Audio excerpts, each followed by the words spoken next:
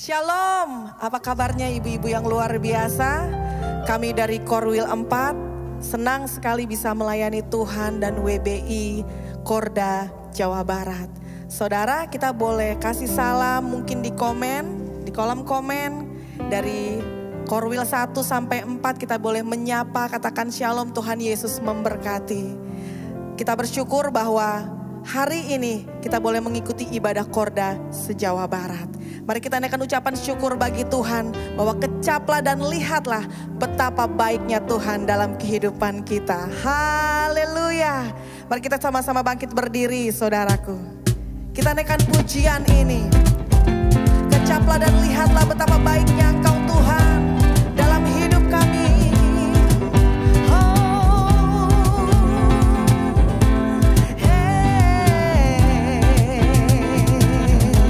Katakan saudara, kecaplah dan lihatlah betapa baiknya Tuhan itu. Rasakan dan nikmati kasih setia Tuhan. Kecaplah dan lihatlah betapa baiknya Tuhan itu. Rasakan dan nikmati kasih setia Tuhan, kasih setia Tuhan. Syukur bagimu Tuhan, segala hormat bagimu Tuhan. Allah yang mengasihiku, Allah yang memeliharaku. Syukur bagimu Tuhan, segala hormat bagimu Tuhan. Allah yang mengasihiku, Allah yang memeliharaku selamanya. Mari kita terus bersuka cita di dalam Tuhan. Katakan sama-sama saudara, kecaplah dan lihatlah betapa baiknya Tuhan itu. Kami rasakan dan nikmati kasih setia Tuhan. Kecaplah dan lihatlah betapa baiknya Tuhan itu. Kami alami Tuhan, kami nikmati kasih setia Tuhan. Kasih setia Tuhan. Mari syukur kita. Syukur bagimu Tuhan, segala hormat bagimu Tuhan. Allah yang mengasihiku, Allah yang memeliharaku. Syukur bagimu Tuhan, segala hormat bagimu Tuhan. Allah yang mengasihiku, Allah yang memeliharaku. Lebih lagi katakan syukur bagimu Tuhan, segala hormat bagimu Tuhan. Allah yang mengasihiku, oh Allah yang memeliharaku. Syukur bagimu Tuhan. Kita katakan segala hormat bagimu Tuhan. Allah yang mengasihiku, Allah yang memeliharaku selamanya. Selamanya. Selamanya.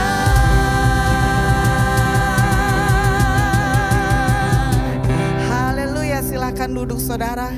Mari kita terus menyembah Tuhan. Dan kita siapkan hati kita untuk mendengarkan firman Tuhan. Bahwa Engkau satu-satunya Tuhan, Allah kami, pengharapan kami, sukacita kami, kekuatan kami. Haleluya, haleluya. Engkau Tuhan yang setia, waktumu selalu yang terbaik.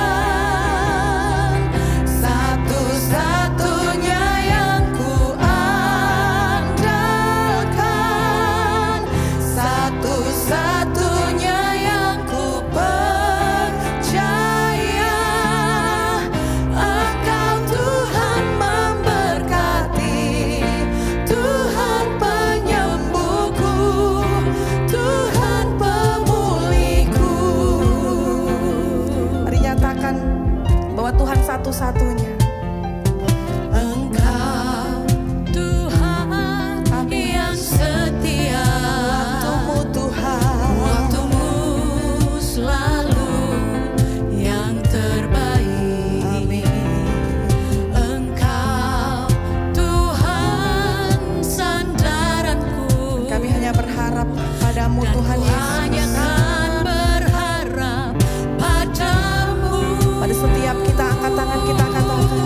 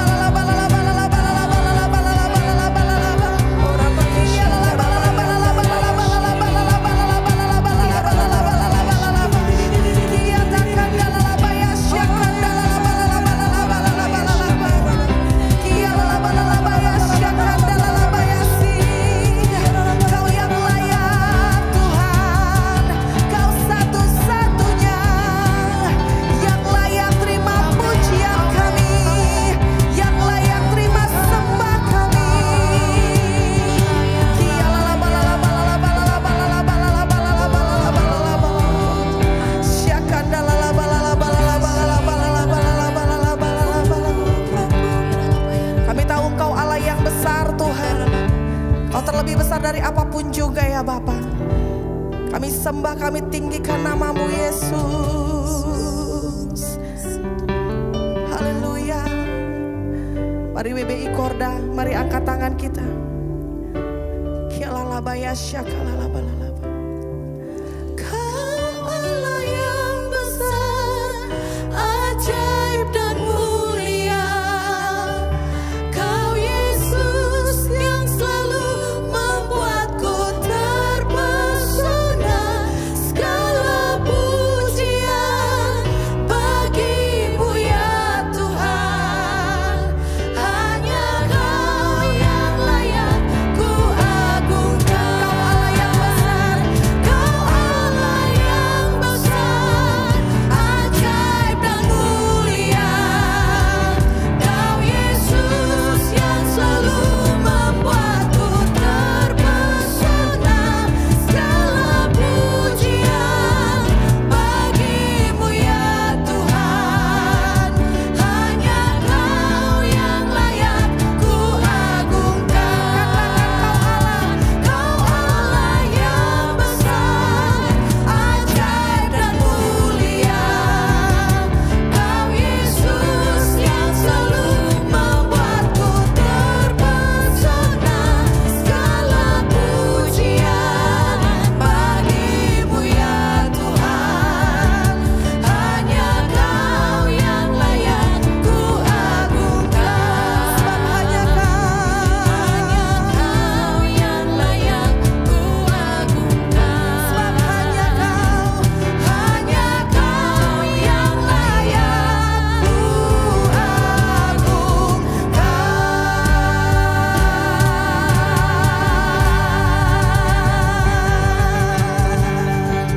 Dan kami siap untuk mendengarkan firman-Mu Tuhan hari ini. Di dalam nama Tuhan Yesus Kristus kami percaya. Haleluya. Sama-sama kita katakan amin. Shalom, shalom wanita yang dikasihi oleh Allah. Apa kabar? Saya percaya kita semua aman dalam lindungan Tuhan. Baik, hari ini saya akan berbicara tentang menjaga hati. Nah, kata hati adalah kata yang paling sering digunakan dalam Alkitab. Ketika saya menyelidiki lagi, saudara, ternyata kata hati ini muncul sebanyak 876 kali disebutkan di dalam Alkitab. Mengapa kita perlu menjaga hati kita? Nah, kita perlu menjaga hati kita karena hati memiliki peranan yang penting dalam hidup kita. Mengapa? Karena hati ini adalah master control dalam hidup kita. Baik buruknya seseorang itu ditentukan oleh hatinya. Artinya apa? Artinya hati menentukan segala aspek kehidupan kita. Amsal 4 ayat 23 berkata demikian. Jagalah hatimu dengan segala kewaspadaan, karena disitulah terpancar kehidupan. Saudaraku yang kekasih dalam nama Yesus Kristus, perhatikan dikatakan di Amsal 4 ayat 23, jagalah hatimu. Ini berarti tidak dikatakan orang yang harus menjaga hati kita, tidak. Ini juga tidak dikatakan bahwa Tuhan yang menjaga hati kita, tidak. Ini juga tidak dikatakan bahwa tetangga yang harus menjaga hati kita. Atau pendeta kita atau gembala kita yang harus menjaga hati kita. Tidak. Jadi yang menjaga hati kita adalah diri kita sendiri. Yang menjaga hati kita, saudaraku yang kekasih, yang bertanggung jawab atas hati kita bukan orang lain, tapi diri kita sendiri. Saudaraku, ayat selanjutnya mengajarkan agar kita menjaga hati dengan segala kewaspadaan, karena dari situlah terpancar kehidupan. Artinya apa yang di dalam hati kita memancar keluar melalui perkataan, melalui perbuatan kita. Saudara, jika hatimu baik, yang keluar pasti baik. Tapi jika hatimu tidak baik, yang keluar pasti tidak baik. Karena Matius 15 ayat 18 sampai 19 berkata demikian. Tetapi apa yang keluar dari mulut berasal dari hati. Dan itulah yang menajiskan orang.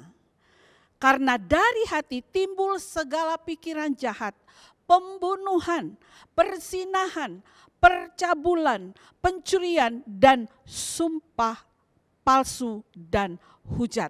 Sebagai anak Tuhan, kita harus fokus dengan hati kita. Guard your heart. Jagalah hatimu. Mari kita belajar hari ini dari Perjanjian Lama. Ada seorang wanita bernama Seres. Dia memiliki seorang suami yang bernama Haman. Ya, jadi istri dari Haman ini bernama Seres. Saudara, Haman memiliki kedudukan di atas semua pembesar yang ada di hadapan Raja Ahasiweros. Ahasiweros sendiri adalah raja yang merajai 127 negara dari India sampai Ethiopia. Haman merasa dirinya harus dihormati oleh para pegawai dan rakyat di sekitar Puri Susan.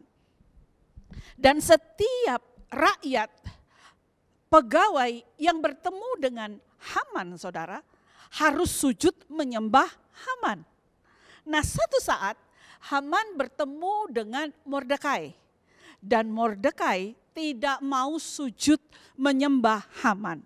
Ini yang mengakibatkan apa? Mengakibatkan Haman panas hatinya. Mengakibatkan Haman marah sekali, saudaraku, kepada Mordekai. Saya baca di Ester 3 ayat 5 sampai 6. Ketika Haman melihat bahwa Mordekai tidak berlutut dan sujud kepadanya, maka sangat panaslah hati Haman. Haman memiliki hati yang panas, saudaraku. Tidak bisa mengendalikan amarahnya. Dan Haman mengeluh kepada istrinya, saudara. Saya mau katakan seorang istri itu memiliki pengaruh yang begitu besar terhadap pemikiran-pemikiran dan tindakan-tindakan suaminya. Istri dapat membelokkan suaminya ke arah yang baik maupun yang jahat. Dan Seres jelas sekali belum dimurnikan hatinya. Ketika suaminya Haman bertanya kepada Seres untuk menjadi penasehatnya tentang Mordekai, apa yang dilakukan? Apa yang diberikan masukan kepada suaminya? Seres mengobarkan kemarahan, saudara. Kebencian kepada suaminya terhadap Mordekai. Seres memberi nasihat untuk membuat tiang gantungan bagi Mordekai.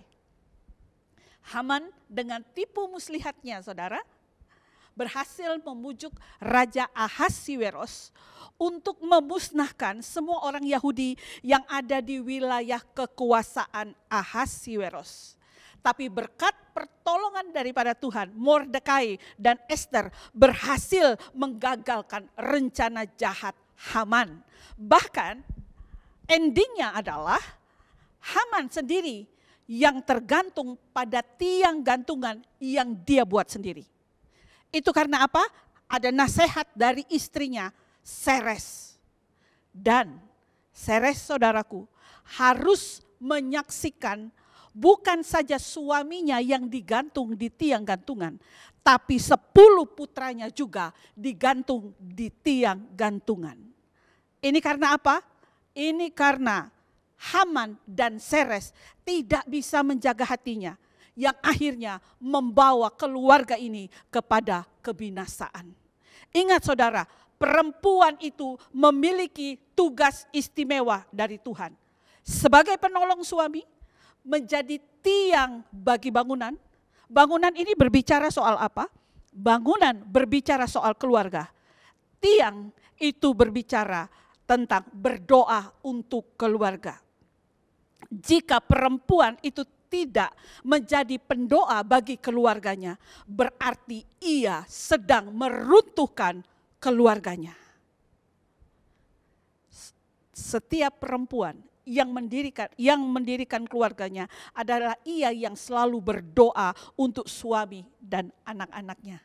Ingat, ada dua kemarahan, saudaraku, yang dilukisan dalam bahasa Yunani. Yang pertama tumos. Tumos itu artinya kemarahan yang cepat muncul, tapi cepat juga mereda. Yang kedua adalah orge. Kemarahan yang berjangka panjang, saudara. Kemarahan yang tidak bisa didamaikan. Kemarahan yang tidak bisa dilupakan. Kemarahan yang mendendam. Ini yang tidak disukai oleh Tuhan. Oleh karena itu, guard your heart. Jaga hatimu, saudaraku. Nah, saya mau bertanya kepada ibu-ibu yang dikasihi oleh Tuhan. Menurut Anda, apa yang harus kita jaga dari hidup kita? Harta? Atau hal-hal penting yang lain? Saya mau katakan, yang perlu kita jaga dalam hidup kita adalah hati kita. Hati kita, saudara, yang perlu kita jaga dalam hidup kita sehari-hari. Oke, saya akan tunjukkan lagi tentang Lea. Ya, saya akan tunjukkan lagi tentang Lea. Lea, apakah dia bisa menjaga hatinya atau tidak? Yuk, dia adalah putri tertua daripada Laban, saudara. Perkawinannya dengan Yakub itu diatur oleh Laban ayahnya. Dan Laban memperalat Lea untuk menipu Yakub, saudara. Dan segala hayalan musnah ketika Yakub dengan terang-terangan memperhatikan ketidaksukaannya kepada Lea. Karena apa? Karena Yakub sangat-sangat mencintai Rahel. Sementara Lea tidak dikasihi oleh Yakub. Saudara dan saya bisa bayangkan bagaimana perempuan itu Lea menghadapi satu tekanan yang dihadapi setiap hari, saudara. Dan yang namanya Lea hanya memiliki 7 hari saja sebelum kedudukannya diganti oleh Rahel. Wow, Lea tidak dikasihi Yakub. Tapi Tuhan melihat Lea, saudara, dan membuka rahimnya. Bahkan apa? Lea, saudara, melahirkan 6 putra dan 1 putri bagi Yakub. Bahkan Lea melahirkan 6 putra dan 1 putri bagi Yakub. Posisi ini didapatinya melalui penderitaan, direndahkan dalam hidupnya. Tetapi Lea tidak pernah membalas. Lea bisa menjaga hatinya. Setiap kali anak yang dilahirkan oleh Lea, Lea berharap mendapat belas kasihan dari Yakub. Tapi ternyata tidak, saudara. Ya, Yakub tidak pernah bisa melupakan keikutsertaan Lea dalam penipuan kepada dirinya. Diketahui bahwa Lea tetap tidak dikasihi oleh Yakub sepanjang hidupnya. Wow, penderitaan yang tidak gampang sebagai seorang perempuan, saudara. Penderitaan yang dia alami ini tidak membuat dia sakit hati. Tidak membuat Lea marah, saudara. Dia bisa menjaga hatinya. 2 putra pertamanya ia beri nama sesuai dengan harapannya agar Yakub mengasihinya. Putra keempat, saudara, ia mengatakan bahwa aku bersyukur kepada Tuhan. Walau anak-anak Lea menepati urutan kedua setelah anak-anak dari Rahel dan putranya Yusuf, yang sangat menarik dari kehidupan Lea, yang sabar, yang sangat menarik dari kehidupan Lea, yang bisa menjaga hati. Ketika kematiannya, ia dikuburkan di tempat utama yang harusnya layak ia terima. Dialah yang dikuburkan bersama dengan Abraham, Sarah, Isa, Ribka, dan Yakub. Tidak saja sampai di situ, saudara. Lea menjadi ibu sebagian besar bangsa pilihan Tuhan. Lea melahirkan Yehuda, kakek moyang Daud, kelak menurunkan Yesus. Wow, luar biasa, saudara. Allah itu tidak pernah meninggalkan orang yang bisa menjaga hatinya. Allah mengasihi orang yang bisa menjaga hatinya. Saya mau katakan lagi, akibat dari orang yang tidak menjaga hati dalam hidupnya, ada kepahitan, saudara. ada keras hati, ada iri hati, ada sakit hati, ada dendam saudara. Sehingga orang ini saudara hidupnya tidak pernah tenang. Karena apa? Dendam tidak dapat menyelesaikan masalah. Bahkan dendam dapat menjadikan kita orang yang kalah. Oleh karena itu saya himbau, kalau hari ini masih ada dendam, hari ini masih ada marah, segera bereskan, berikan pengampunan. Mungkin ibu-ibu berkata, Bu, tapi dia yang salah Bu, dia yang mengakibatkan saya seperti ini. Saya mau katakan, hey, bukan soal salah atau benar. Tapi siapa yang bisa menjaga hatinya, dia akan tetap sukacita, akan ada damai sejahtera dan berkat Allah turun atas setiap orang yang bisa menjaga hatinya. Saya mau katakan kebencian itu mematikan. Oleh karena itu jagalah hatimu dari segala kebencian, saudaraku. Ya, ini sangat penting saudaraku. Jangan sampai kebencian itu tetap bercokol dalam hidup kita.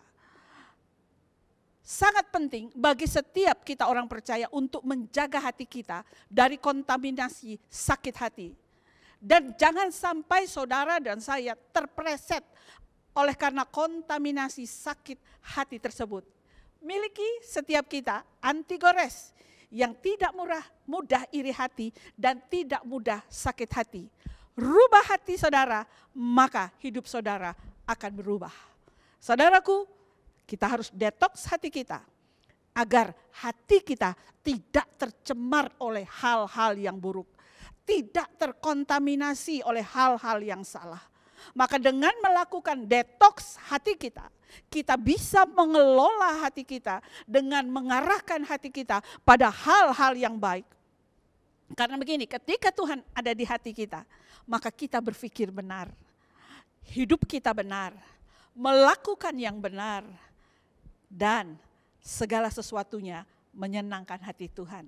Amsal 17 ayat 22 berkata, hati yang gembira adalah obat yang manjur, tetapi semangat yang patah itu mengeringkan tulang. Menjaga hati itu adalah pekerjaan yang tidak pernah berhenti sampai kehidupan kita berhasil. Intinya adalah jika saudara menjadi orang Kristen yang menang, jika saudara ingin menjadi orang Kristen yang menang, jagalah hati saudara. Tuhan Yesus memberkati. Bapa di surga, terima kasih buat firman-Mu hari ini. Engkau mengingatkan setiap kami untuk menjaga hati kami dari segala iri hati, benci, fitnah, dendam. Oleh karena itu Tuhan, kami mau menjaga hati kami supaya kami tetap fokus hanya kepada kebenaran firman-Mu, fokus hanya kepadamu. Sebab kami tahu ketika kami bisa menjaga hati kami hidup berkemenangan di dalam Engkau. Terima kasih buat firman-Mu. Kami tahu setiap firman yang keluar dari mulut Allah itu tidak pernah kembali dengan sia-sia. Segala hormat kemuliaan hanya bagi-Mu. Di dalam nama Yesus kami berdoa. Terimalah berkat yang asalnya daripada Tuhan. Tuhan memberkati engkau dan melindungi engkau. Tuhan menyinari engkau dengan wajah-Nya dan memberi engkau kasih karunia. Tuhan menghadapkan wajah-Nya kepadamu dan memberi engkau damai sejahtera. Kiranya berkat kasih karunia dari Allah Bapa, berkat damai sejahtera dari Tuhan Yesus Kristus, serta persekutuan dengan Roh Kudus menyertai kita semua. Amin.